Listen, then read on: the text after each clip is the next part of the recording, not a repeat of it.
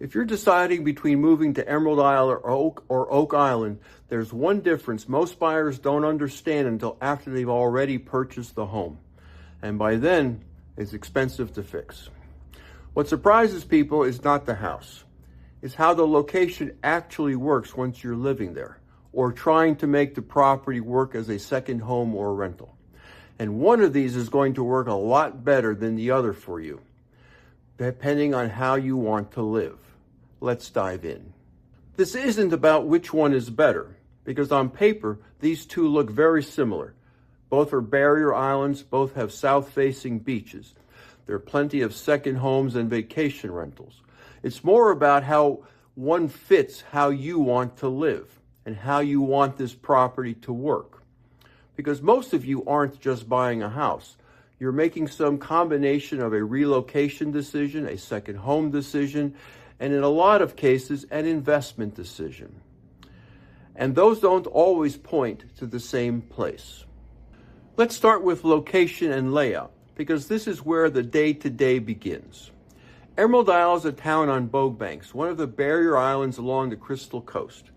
And it's one of 4 towns on that island. You're about 30 minutes from Morehead City in Jacksonville, and even though you're on the coast, access to healthcare, restaurants, and services is relatively straightforward. And that shows up in how the town feels. Emerald Isle is quieter, more residential, more consistent. Even in the summer, during peak vacation activity, it doesn't feel overrun. And once the season winds down, it settles into a steady rhythm. It feels like a place people want to move to. Oak Island is further southwest, about 30 miles west of Wilmington, and it's the largest and longest of the 5 barrier islands in Brunswick County. It's made up of the town of Oak Island and the town of Caswell Beach. And within Oak Island itself, you have 2 distinct areas, East Beach and West Beach. East Beach is where most of the activity is. That's your primary business area, grocery store, restaurants, shops, fishing piers. So if you want convenience and easy access to things, that's where people tend to focus. West Beach is quieter, more spread out, less commercial activity, and some of the best sunset views on the island out towards the point. So with Oak Island, you're not just choosing the island, you're choosing the section. And that choice can completely change how the property feels once you are living there. Now let's talk about money, because this is where expectations start to shift. Oak Island generally has a lower entry point. At a similar price, you may be able to get more house, closer proximity to the water, or something that works better as a rental. Emerald Isle is typically going to cost more to get into. And what that higher price barrier creates is a more consistent residential feel. So now the decision changes. It's not just what can I afford, it becomes what kind of environment am I buying into? And what do I want this property to do for me? Because this is where people get crossed up. A property that works well as a rental doesn't always feel like the best place to live full time. And a home that feels perfect for daily living may not perform well as a rental. So if you're trying to do both, you need to be very clear on which one matters more. At this point, most buyers realize there are more moving parts to this decision than they expected. I moved to Emerald Isle in 2016, and I help people to relocate here every day.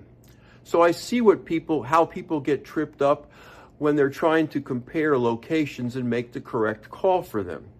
So I put together a guide that walks through how to think about these decisions, what to look for, what actually matters, and where people tend to get it wrong. If you want that, simply text the word guide to 919-308-2292, and I'll send it right to you. All right, let's keep going. Now here's a detail most buyers either miss or overthink. Both Emerald Isle and Oak Island have long stretches of south-facing beach. In simple terms, that means they're generally less exposed to direct northeast storms than beaches that face straight east. But don't base your decision solely on that, because what matters more is the specific property. how close it is to inlets, how it sits on the lot, and how that stretch of beach has actually behaved over time. And that can vary quite a bit depending on where you are. And this is where Oak Island, particularly the west end near the point, becomes important to understand. That area has been dealing with ongoing erosion, especially after Hurricane Isaias. The town is actively managing it. There's been about $40 million committed to beach renourishment, with sand brought in from roughly 18 miles offshore to rebuild the shoreline and the dunes on the west end near the point. And that work is designed to provide roughly a 10-year level of protection, not a permanent fix. So what does that mean for you? It means you're not just buying a house, you're buying into a shoreline that requires ongoing management. Now, to be clear, that's true across all barrier islands. Emerald Isle manages its shoreline as well.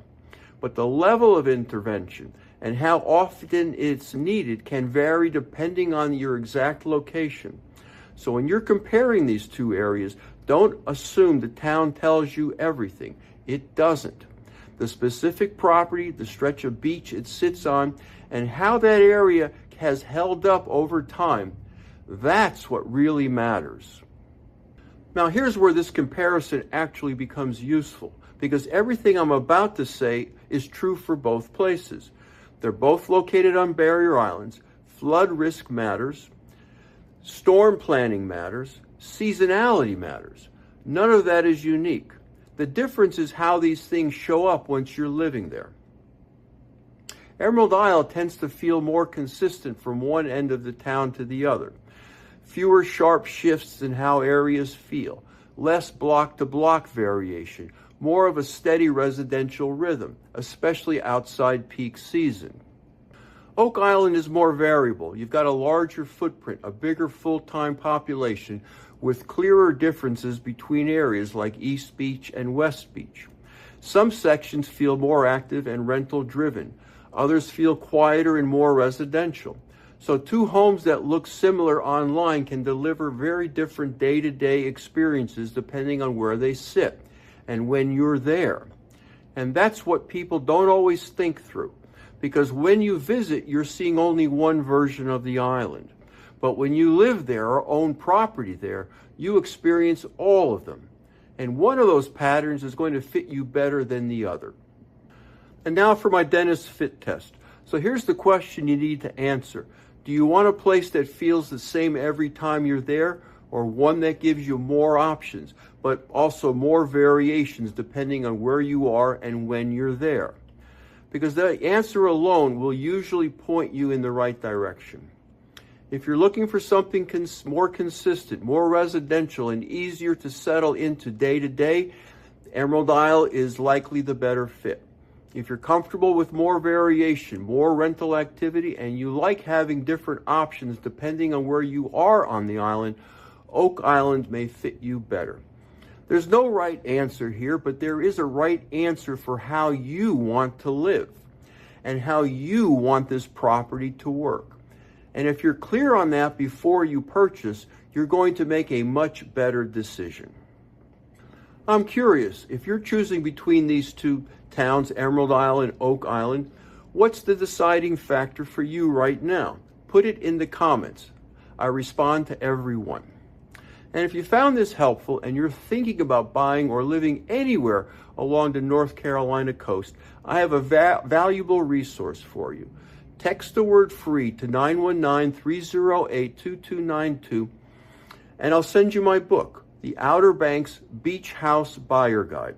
It walks through the reality of coastal living so you can make smart decisions before you move. When you subscribe to this channel, you're joining a small but growing group of people who value clarity over hype and who shape what I cover next.